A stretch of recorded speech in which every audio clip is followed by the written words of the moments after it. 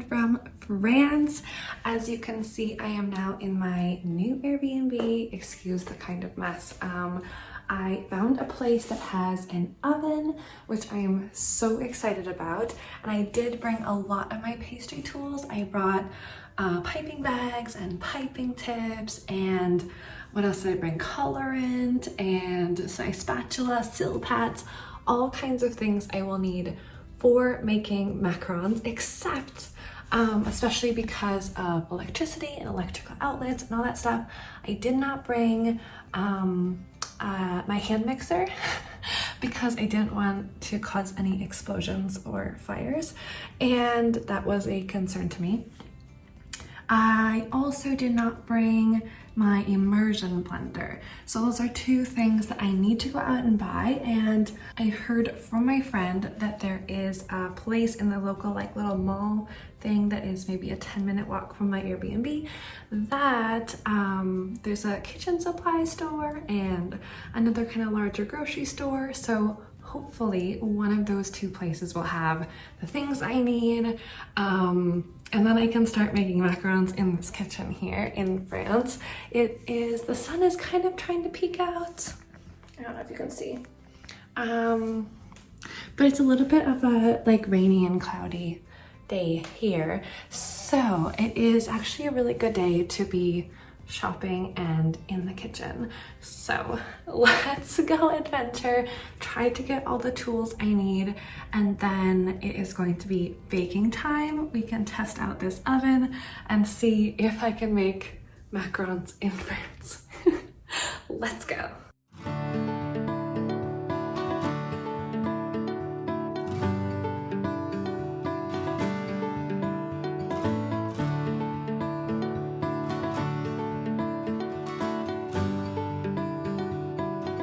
So not only was this shopping center super close to where I am staying, but the baking, cooking shop was so well stocked with so many fun toys and tools and ingredients, so many kinds of chocolate and all different things that I absolutely wanted to buy but restrained myself.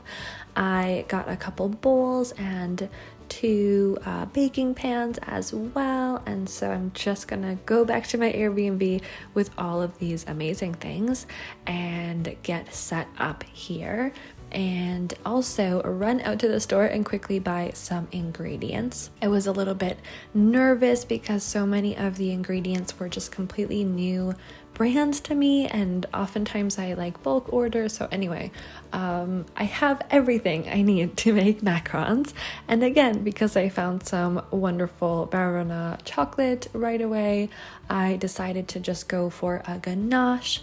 And so I just have all my usual suspects here.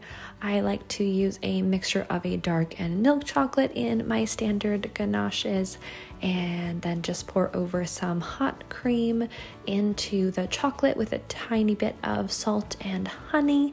And then after that is all emulsified together, I will add in the butter and again emulsify it before letting it cool. Now, if you know me, you know that usually I like to go straight to my immersion blender, and I like to pour out my ganache into a sheet pan lined with plastic wrap, and I have all of these set things that I usually do in my kitchen.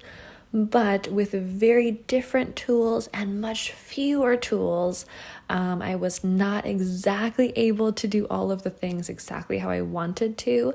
So I just modified a bit, but anyway, it all worked out just fine. So once I had my ganache ready to go, I just put some plastic wrap on the top of that and set it aside so it would be ready when I was finished with my macaron shell. So that is the more nerve-wracking part here, is getting into the macaron shells and testing out this oven. I did need to cut the sides of some of the sill pads I brought from home just due to the different size of the oven, and the sill pads would have bumped into the sides of the oven. So anyway, a little snip snip, and then everything is weighed out and ready to go. I did bring some of the Sugar Art Master Elite colorants with me because they are powdered colors. They're much easier to travel with. So I have those and then my new mixer and bowls and all ready to go. I absolutely, without a doubt, prefer using my stand mixer. I do not enjoy standing, holding my mixer for such a long time. I think it both takes longer and is a ginormous waste of time if you make a lot of macarons because you can't really move if you have to be holding onto your mixer. You can't multitask, and I am a huge fan of multitasking. So from that perspective, it was a little bit challenging to make these macs for me, but otherwise the process went just like normal. I use the exact same macaron recipe I always do, which if you're not familiar with, I like to use a French method in my home kitchen, which means room temperature egg whites and then streaming the sugar in once they are looking a little bit white and frothy, and then whipping those egg whites to stiff peaks. Now, the reason I especially like this method if you are using a hand mixer is because it allows you to really make a much smaller amount very easily. If you are using the Italian method, right, and you're bringing your sugar and a little bit of water to a boil, you also need to have a good saucepan, and like in this Airbnb I have one saucepan, it's huge, so it would be really hard to get the right temperature and be really accurate and precise with that method in this kitchen. And also, once you are pouring that sugar syrup into whipping egg whites, you also have, I think, a little bit less control if you're using a hand mixer and you're trying to pour it into the side, and I don't know, I think things can go a little bit wonky much more easily. The Swiss method, again, would be doable, but moisture is really dangerous, and again, I only have one saucepan and it is quite large. I don't have a large enough bowl, and on and on and on. So once again, the French method is coming through for me and is definitely my recommendation. Once I got most of my sugar incorporated and my egg whites are whipping up a bit more, I added in my food colorant. I just mixed red and blue, obviously, to make this luscious purple color. I'm going to continue whipping to get a really stiff peak.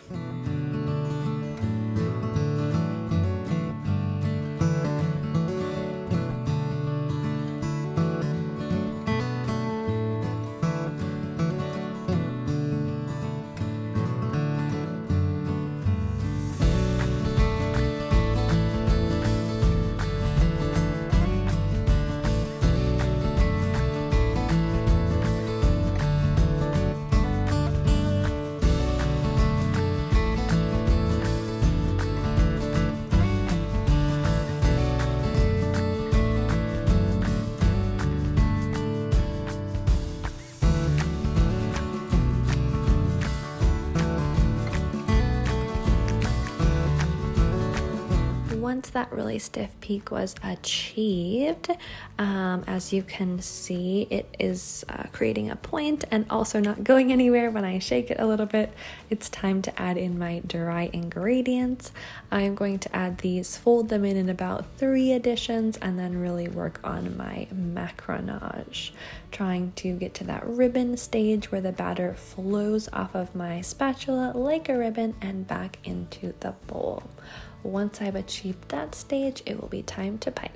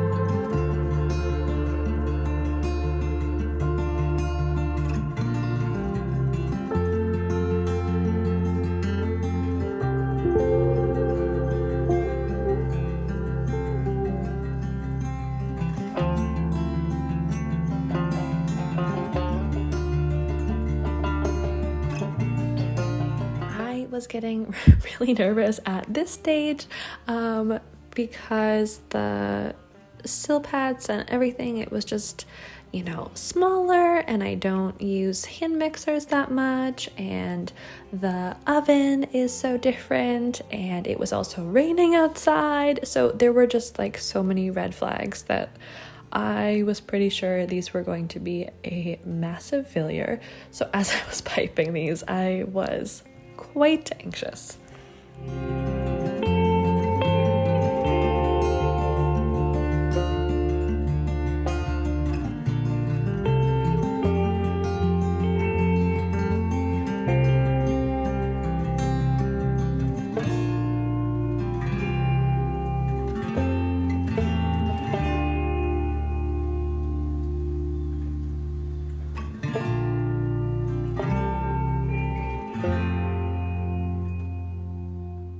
The worst part about this oven that I have here in my Airbnb is that there's just a dial, and I'm quite comfortable using Celsius, although as an American, my more natural state is using Fahrenheit, but there isn't a precise way to identify the number, and so I wasn't really sure exactly which, I wanted it to be like 143 degrees, and I couldn't tell if that's where I was. So anyway, I sat in front of the oven for 20 minutes watching these bake, and luckily for me, everything turned out okay. My ganache also turned out really lovely, and once everything was cooled and matched and ready to go, all I have left to do is fill the shells with this ganache.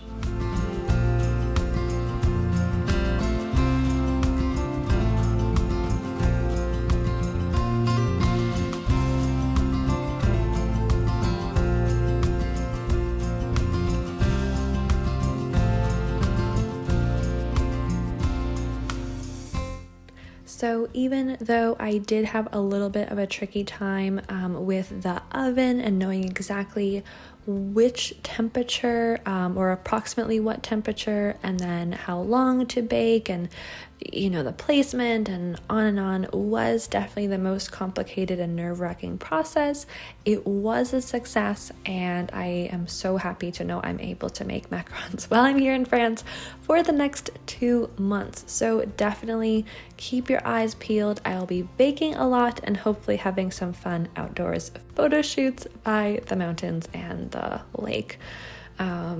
So yeah, anyway, thanks for watching this video about my first macarons here in France again, and I cannot wait to show you what I have planned next. Until next time, have a wonderful day. Bye!